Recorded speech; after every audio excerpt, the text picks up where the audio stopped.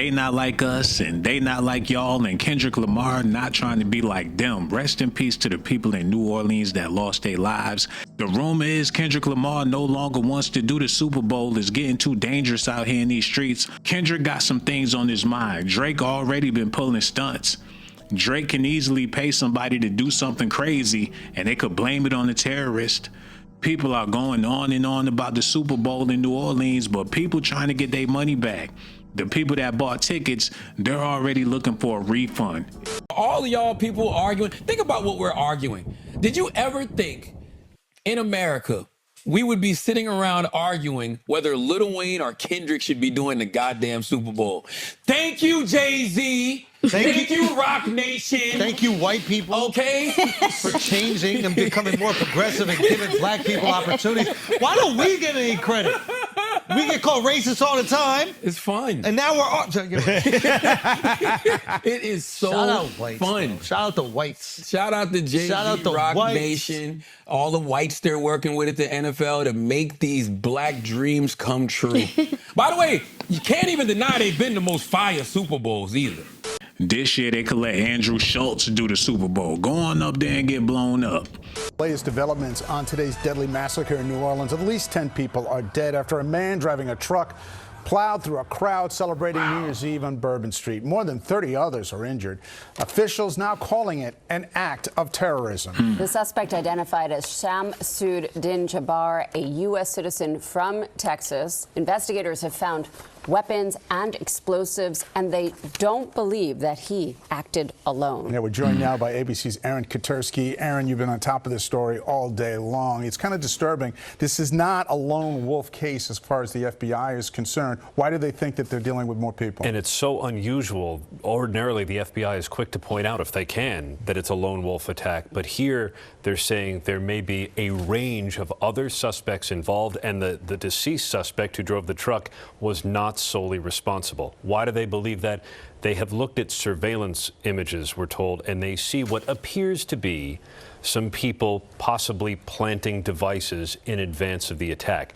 Some of those people may turn out to be bystanders, but they... Mob ties. They say this dude from Texas, he looked like a regular brother to me, but now you never know. They get an S-curl and change their name, they could be up to no good.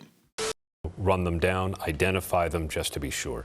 And in that surveillance video, there was mention of 3 possible men, 1 woman. What does it do in terms of the concern of a greater threat, that there are co-conspirators or people working together? You know, the authorities didn't necessarily spell it out, but the Sugar Bowl was postponed. And with all of that police activity, they found, we're told, crude homemade pipe bombs with nails and coils. What they're finding, the potential of other suspects, all that police work to do, they have to assure public safety. So they postpone the Sugar Bowl. That gives you a sense of how urgently they're looking for these other individuals. Yeah, and right now, really, a lot of it surrounds the motive of what would be behind this. Immediately after the attack, there was speculation by even some public officials that it was a migrant or an immigrant that was. But now we're hearing that the suspect in this case is a U.S. citizen born in Texas, a U.S. Army veteran, and someone who then, when you looked at the truck, they said on the back of that truck was an ISIS flag. Really Evocative of the Seyfullah Saipov attack on Halloween, 2017? 2017, right. With the same thing, pickup truck, ISIS flag. And here it gave the authorities an early clue about what they were dealing with. A brother from Texas in a pickup truck with an ISIS flag on the back. We see brothers in the news for all different types of things, but it don't look like we gonna be seeing Kendrick Lamar in the news doing the Super Bowl, especially with stuff like this going on. This how we starting off the new year. Right away, New Orleans police were able to look at the flag and say, okay, they call the FBI. The FBI is now the lead. They know this was an act of terrorism, whether it meets the legal definition ultimately or not. That's what the police said it was, and it gave them an understanding of what this attack involved. But it's 3 prongs, straight out of an ISIS playbook, if that is in fact where the suspect got the idea. A vehicle ramming, gunfire, improvised explosives. And now the deep dive will happen into how he might have been radicalized. He was killed in a police shootout, so we won't be able to obviously ask him, but that will be something that authorities are going to try to figure out. And that is already underway, Lauren, because they are investigating relatives, family members, maybe former family members, to try and run down who this guy was and what may have happened in his life to get him down this path. We have no more time, but I mean, the other element to all of this is the security failure that happened. There had been FBI warnings across the country that there may be a similar attack. We had seen that attack in Germany recently. It's happened before here in New York City. Yes. And now we learned that the bollards, those metal barriers that were supposed to protect vehicles from getting into Bourbon Street, were not installed because they were fixing them? They were fixing them. They had hoped to have them in place by the Super Bowl. That's where they got the money to fix the things that weren't working. So they put a police cruiser in front of Bourbon Street from Canal Street. That don't sound right, man. Them things, it's not like somebody rammed into them and they had to be fixed, or the erosion from the winter damaged the barricades. What do they mean they had to be fixed? They couldn't afford to get no new ones in time for the event. Where was the dude that was the repairman? Where was he at? He was on vacation. He was celebrating the New Year's or whatever. He couldn't fix it over the holiday season. How long they been out of commission? Hey, I hate to play the devil's advocate, but something is very fishy about this. And I was looking forward to Kendrick Lamar's Super Bowl halftime show, but I can't blame him if these rumors are true and he don't want to do it anymore, because it's dangerous out here. If Lil Wayne still want to do the Super Bowl halftime show, now that it's wide open, anybody that want to do it, they can get up there and do the halftime show. It's going to be a halftime show, all right, especially if they get cut in half due to explosions. God forbid. I would hate for something like that to happen, but Lil Wayne was heard about it before. I'm pretty sure he don't give a damn about it no more. Let's think about this for a second. Lil Wayne, headline Super Bowl in New Orleans. How badly do you want to hear those words? Just as bad as I would want to see my name at the top of that list when I was that whatever age it was, and I would bust into the office and get that Billboard magazine. This has nothing to do with, and that's so crazy, that it has nothing to do with the sport as an artist. You perform for the what? Yeah, right. Excuse me. You know what I mean? Like, what? Yeah. Like, going to a Super Bowl before and watching the halftime show. It's nothing like it. And wishing, you know, like, when you see the artist, you be like, I know they could have sung the song that I was featured on. I'm featured on everybody's song. Yeah, they could have brought me out. You could have brought me out. Could have brought me out.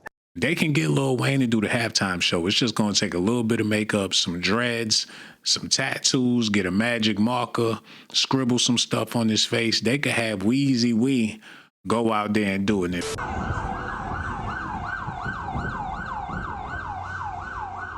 Oh, no. We begin tonight with new details behind a deadly New Year's tragedy in New Orleans.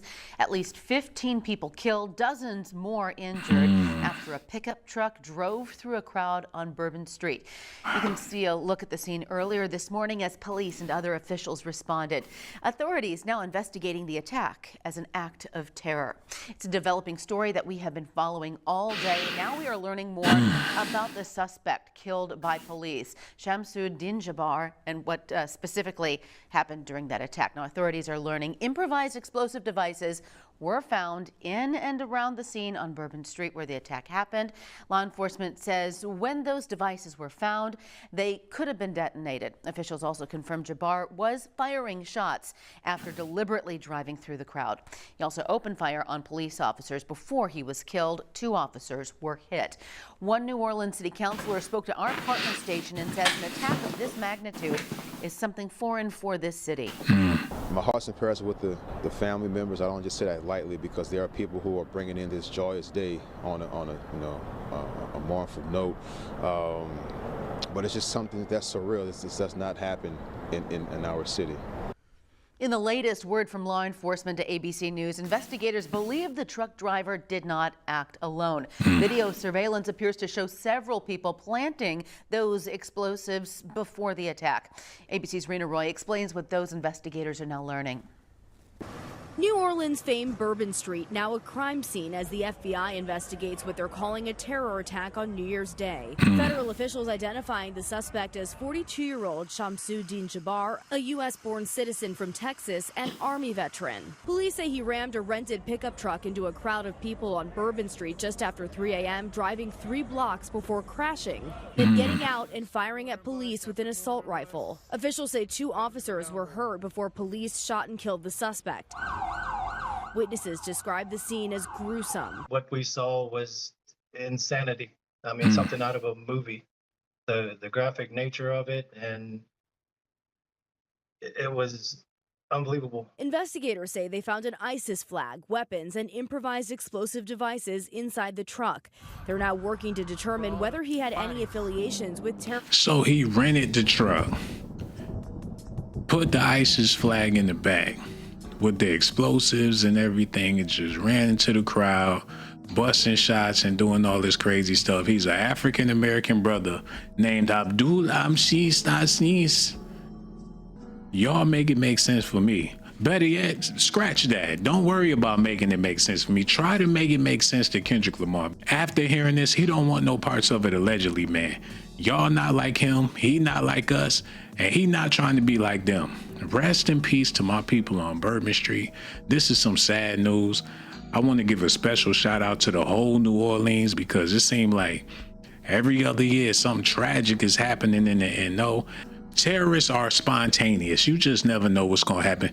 That's why I stay my ass in the house for the most part. I ain't really trying to be out there with that foolishness. I mean, I love living my life and enjoying myself and enjoying my time and having my freedom, but it seemed like your best bet sometimes is to sit back, click on the Shawn Blazington video on YouTube, hit the like button, subscribe to the channel, hit the notification button, and call it a day. That's what I need y'all to do. Let me know what y'all think about this in the comment section. I got so much love for y'all. Everything you heard about Kendrick Lamar not doing the Super Bowl is alleged allegations and speculations, but I wouldn't be surprised if the rumors was true and he canceled, and anybody that's willing to do it can get up there and do it. If they lose their life, that's on them. I would hate for that to be the case, but in 2025, it's looking like you never know. Thank y'all for tuning into the Shawn Blazington podcast. I'ma holla at y'all later though.